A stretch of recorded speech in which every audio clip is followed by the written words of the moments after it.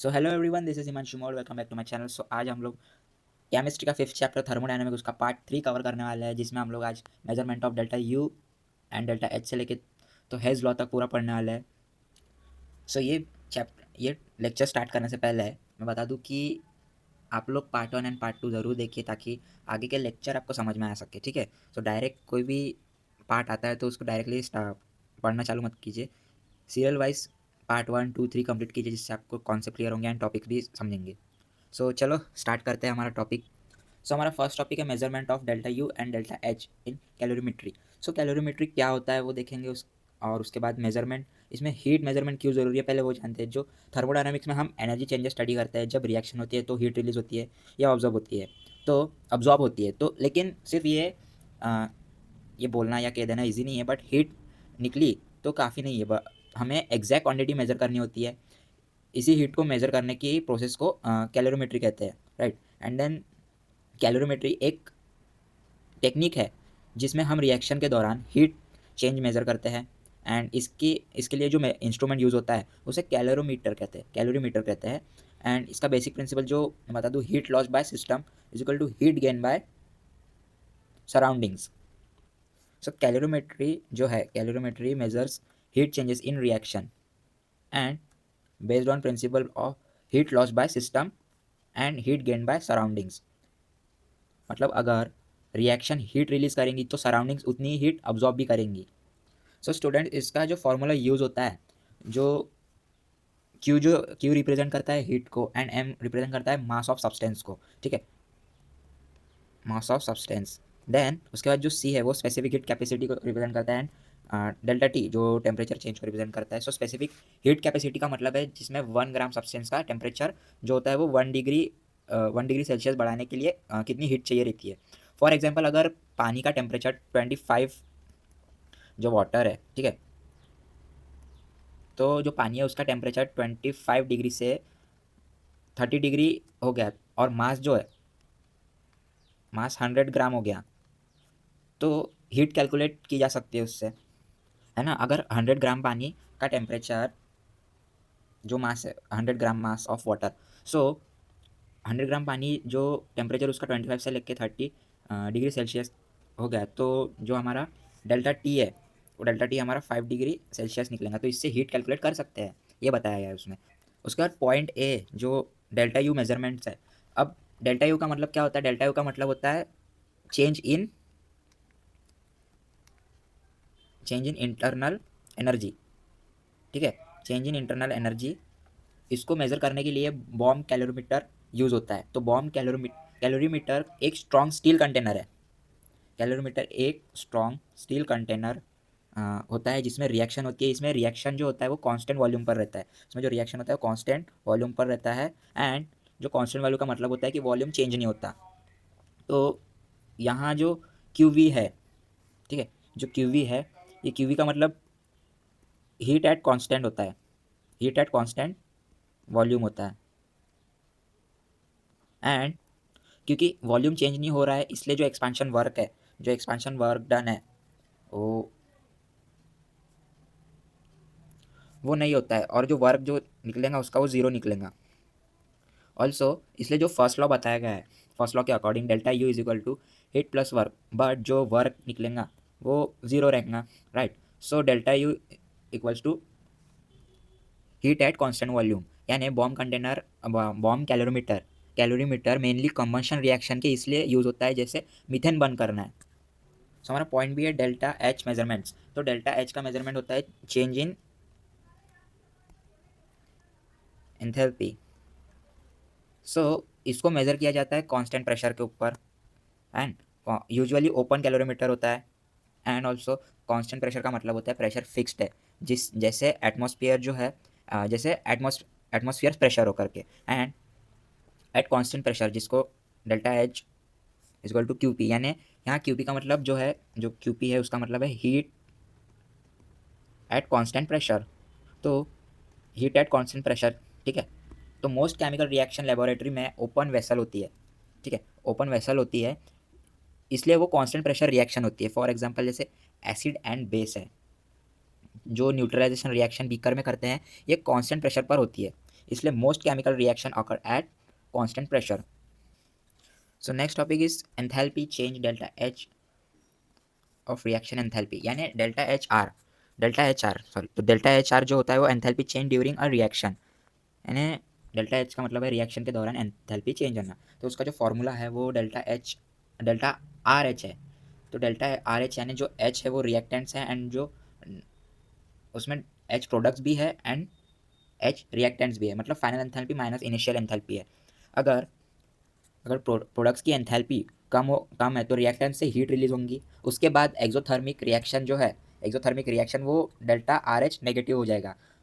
और फिर उसके बाद अगर समझो प्रोडक्ट्स की एंथैल्पी ज़्यादा है तो रिएक्टेंट से हीट अब्जॉर्ब होंगी, ठीक है, रिएक्टेंट से हीट अब्जॉर्ब होंगी। देन उसके बाद जो एंडोथर्मिक रिएक्शन जो बनेगा वो डेल्टा आर एच पॉजिटिव हो जाएगा। फॉर एग्जाम्पल जैसे कंबशन रिएक्शन एक्सोथर्मिक होता है तो फोटोसिंथेसिस एंडोथर्मिक होती है। So student standard of enthalpy reaction, ठीक है, तो स्टैंडर्ड ऑफ एंथैल्पी रिएक्शन जब रिएक्शन स्टैंडर्ड कंडीशन पर होती है तब जो एंथैल्पी चेंज होती है, यानी जो एंथैल्पी जो है चेंज होता है तो उससे स्टैंडर्ड एंथैल्पी ऑफ रिएक्शन कहते हैं। तो स्टैंडर्ड कंडीशन में जो स्टैंडर्ड कंडीशन का मतलब होता है pressure of 1 bar and temperature of 298 के 25 डिग्री सेल्सियस, है 25 डिग्री सेल्सियस। तो इसको डेल्टा आर एच से रिप्रेजेंट करते हैं। किससे रिप्रेजेंट करते हैं? डेल्टा आर एच से रिप्रेजेंट करते हैं। इसका जो पॉइंट बी है, enthalpy changes during face transformation. सो फेस ट्रांसफॉर्मेशन का मतलब है स्टेट चेंज, यानी जिसमें सॉलिड जैसे स्टेट चेंज में जैसे सॉलिड है फिर सॉलिड से लिक्विड हमें फ्यूजन देता है। उसके बाद जो लिक्विड है, ठीक है, यहाँ लिखा ही है, तो लिक्विड से गैस, लिक्विड और गैस जो वेपोराइजेशन देता है, यहाँ पे लिखा ही है। और उसके बाद एंथैल्पी ऑफ सब्लिमेशन जो कि सॉलिड से गैस में होता है। सो स्टूडेंट्स इन जो ये जो प्रोसेस है, ठीक है, ये जितने भी 3 प्रोसेस है इसमें हीट अब्जॉर्ब होती है, इसमें जो है हीट जो है अब्जॉर्ब होती है। तो ये तीनों प्रोसेस इसलिए एंथैल्पी ऑफ जो फ्यूजन है, एंथैल्पी ऑफ फ्यूजन जो पॉजिटिव है, यानी ये तीनों के तीनों ही जो है enthalpy of fusion, enthalpy of vaporisation and enthalpy of sublimation, so ये तीनों के तीनों जो है वो पॉजिटिव है। एंड फॉर एग्जांपल एक एग्जांपल दूँ तो आइस मेल्ट करने के लिए हीट देनी पड़ती है ना, तो वो डेल्टा एच पॉजिटिव हो जाता है, पॉजिटिव हो जाता है। स्टूडेंट्स हमारा नेक्स्ट टॉपिक है, नेक्स्ट पॉइंट है हमारा स्टैंडर्ड एंथैल्पी ऑफ फॉर्मेशन।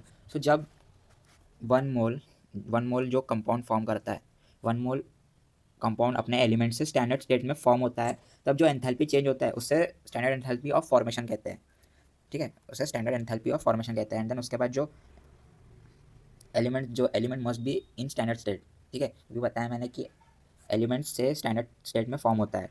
और जो delta F H of element in standard state है वो ज़ीरो होता है। फॉर एग्जांपल जैसे H2, ठीक है, half of O2 gives us H2O। So important rule क्या है इसमें कि जो एलिमेंट है, एलिमेंट का डेल्टा डेल्टा एफ एच है, डेल्टा एफ एच जो है वो अपने स्टैंडर्ड स्टेट में होता है। इसका स्टैंडर्ड स्टेट क्या होता है? इसका स्टैंडर्ड स्टेट ज़ीरो होता है, ओके, ज़ीरो होता है। जैसे O2 का स्टैंडर्ड स्टेट जो है, O2 का standard state delta F H zero है। एंड वैसे ही हाइड्रोजन है, हाइड्रोजन का भी डेल्टा एफ एच ज़ीरो है। सो पॉइंट डी हमारा थर्मोकेमिकल इक्वेशन है। थर्मोकेमिकल इक्वेशन वो केमिकल इक्वेशन होती है जिसमें एंथैल्पी चेंज भी लिखा होता है, यानी उसमें एंथैल्पी जो होती है वो एज ए चेंज रिटर्न लिखी होती है। तो इसमें जो फिजिकल स्टेट जो मेंशन करना बहुत इंपॉर्टेंट है वो दिया गया है यहाँ पे, सॉलिड, लिक्विड, गैस, एक्वस जो वाटर में डिजॉल्व होता है। तो स्टूडेंट अगर इक्वेशन रिवर्स करो तो डेल्टा एच का साइन चेंज होगा। अगर कोएफिशिएंट मल्टीप्लाई करोगे, कोएफिशिएंट जो है मल्टीप्लाई करोगे तो डेल्टा एच भी मल्टीप्लाई होगा ना। सो इसलिए इसमें थर्मोडायनेमिक्स केमिकल इक्वेशन जिसमें एंथैल्पी चेंज भी लिखा जाता है और इसमें फिजिकल स्टेट्स जो मेंशन किए गए इंपॉर्टेंटली वो सॉलिड, लिक्विड, गैस और एक्वास होता है। तो अगर इक्वेशन रिवर्स करो तो डेल्टा एच का साइन चेंज होगा। अगर कोएफिशिएंट मल्टीप्लाई करो तो डेल्टा एच भी मल्टीप्लाई होगा। उसके बाद hedge law of constant heat submission. So hedge law कहता है कि टोटल एंथैल्पी जो है, टोटल एंथैल्पी चेंज रिएक्शन के पाथ पर डिपेंड नहीं करती, सिर्फ इनिशियल